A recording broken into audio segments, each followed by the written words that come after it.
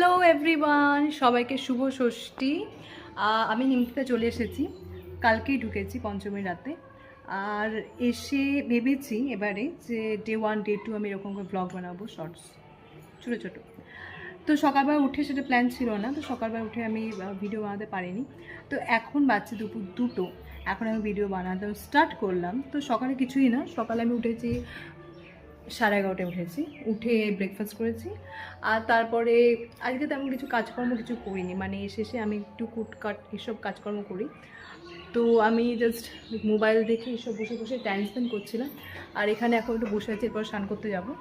আর দেখে নাও আমার চারিদিকে পরিবেশটা কত সুন্দর, পুরো গ্রিন গ্রিন গ্রিন। ইয়েস, চারিদিকে এখানে আসা একটাই জিনিস, চারিদিকে আমি সবুজ দেখতে পাই।